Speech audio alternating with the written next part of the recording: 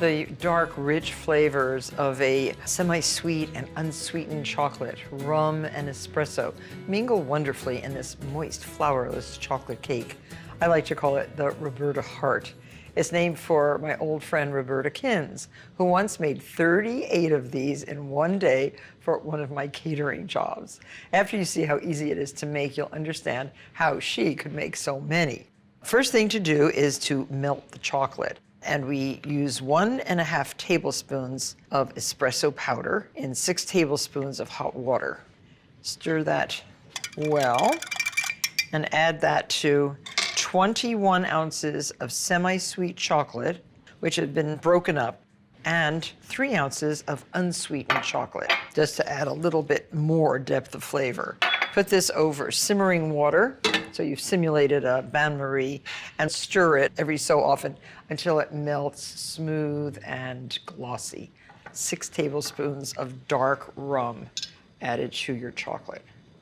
Semi-sweet chocolate contains 60% chocolate liquor and 40% sugar. So let that sit there and melt just by itself. And now into 9 large eggs, add 3/4 of a cup of granulated sugar and whisk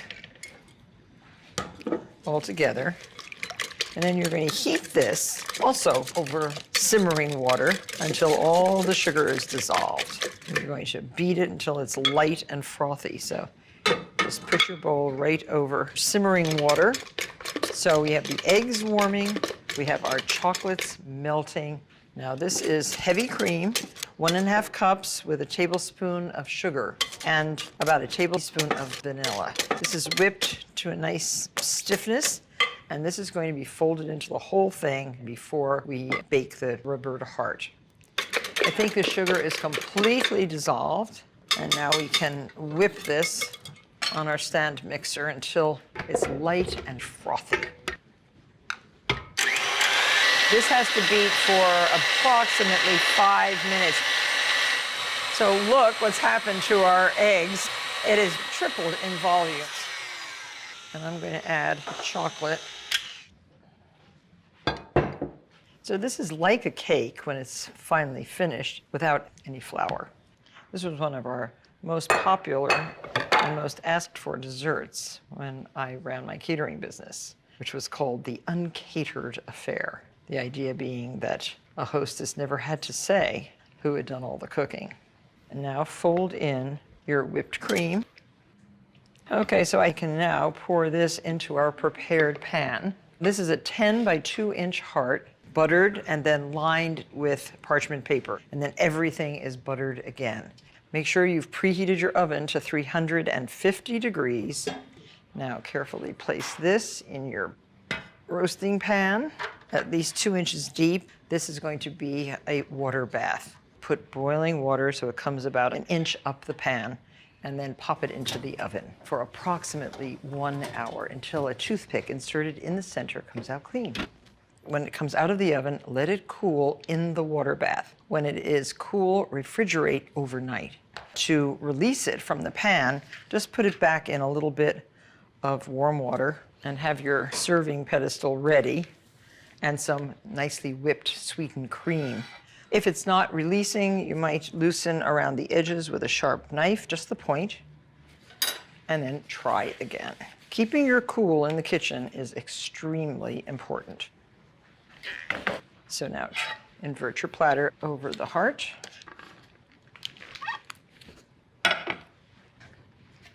How beautiful.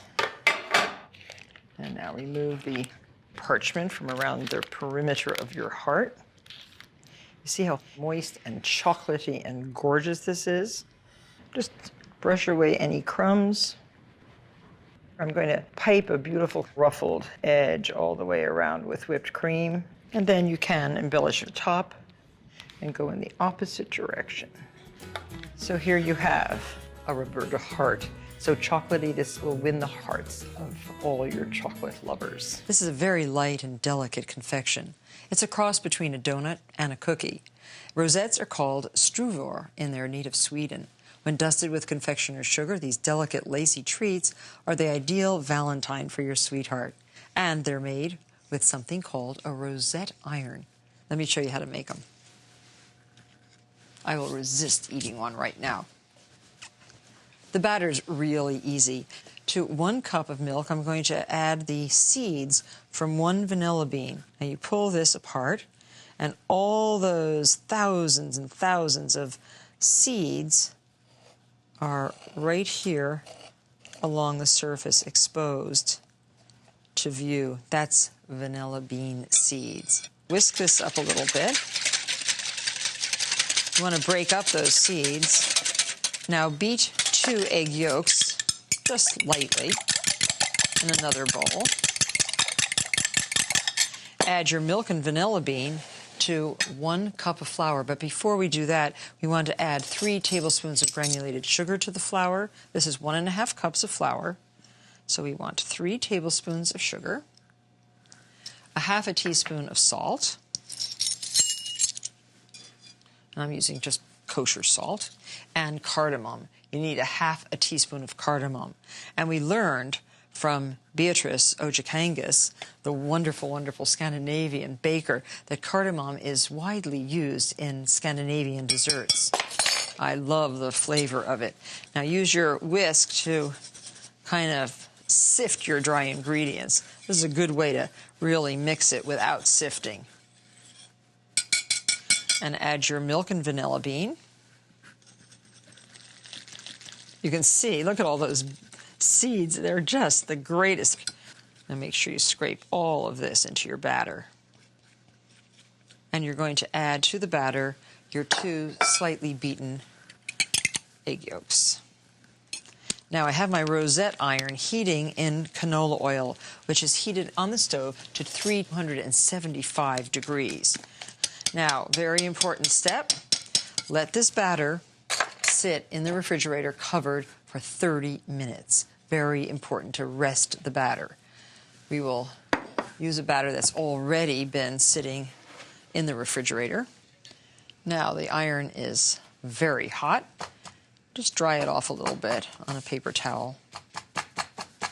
Make sure the oil is maintained at a high heat. Now dip this carefully into your batter, only to the top edge. You don't want to go over the top of your iron. And put this all the way down, submerge it down to the bottom, and cook the rosette until it's lightly brown. This is going to take about 1.5 minutes. So if you really want to make a lot of these, it's a good idea to get more than 1 iron. And look, there is your beautiful rosette. Now, just very carefully pull it off the iron. You have to be careful, and you have to do this quickly while it's still warm. A fork will help you extricate the iron. There it goes.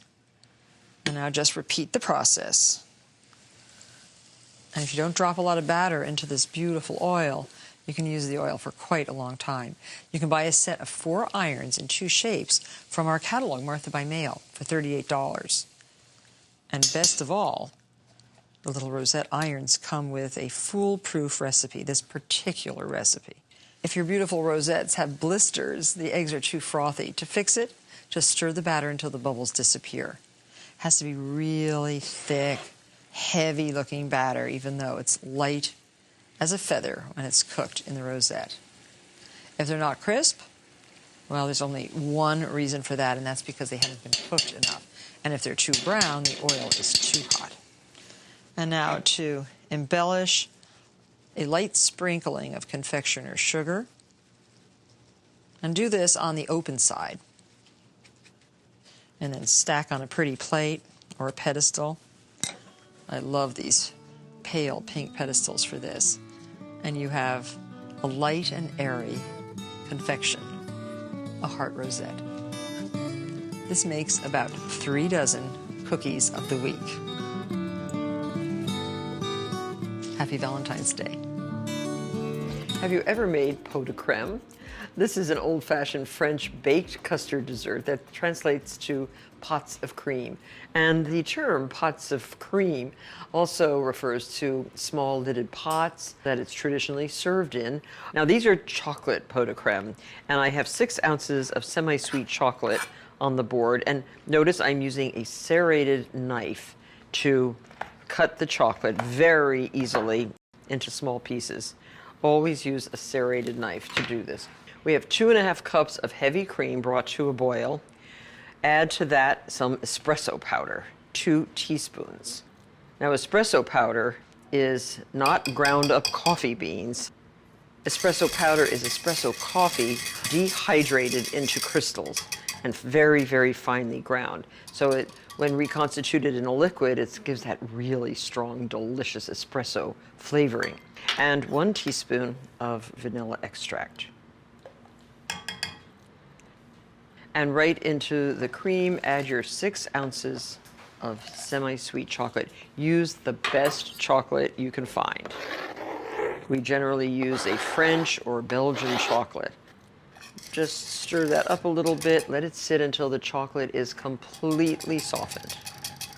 So now we'll get our eggs ready for the pot de creme. We need 4 large egg yolks. So have a little bowl to collect the whites. And the fresher the eggs, the better, of course. Beautiful, beautiful eggs.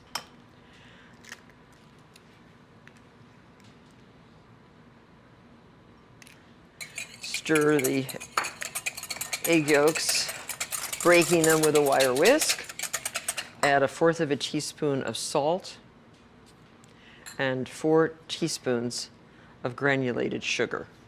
You can use extra fine or regular granulated.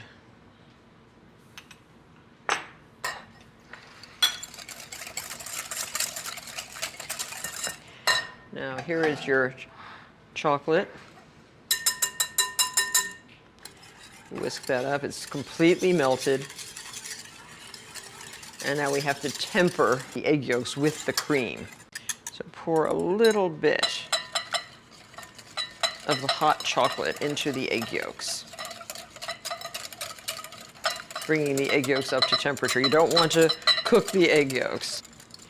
So you see I'm adding the hot chocolatey cream slowly so that I do not cook those egg yolks.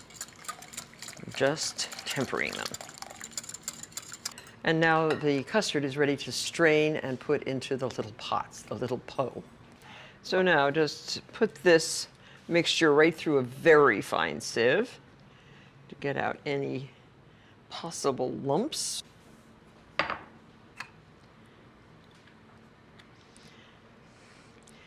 And this will make a gossamer pudding. And now we're using these very cute little oven-proof glass cups that I'm going to cook the pot de creme in. And I've put a terry towel in the bottom of this roasting pan just to keep the cups from shaking while they're in the oven. And I have some hot water boiling right here. That's going to make the bain-marie. Now pour your boiling water next to, around, and up the sides of the little cups. And now it's optional whether you want to cover your custards or not. I like to cover them just with a piece of parchment paper like this. Transfer this into a 325-degree preheated oven. It's going to take around 35 to 40 minutes, so set your timer. So once the puddings are out of the oven and nicely cooled, top them with a nice spiral of whipped cream like that. Make sure that you cool the puddings, the pot de creme, and refrigerate for a couple hours before serving. These are gorgeous, a delicious end to any meal.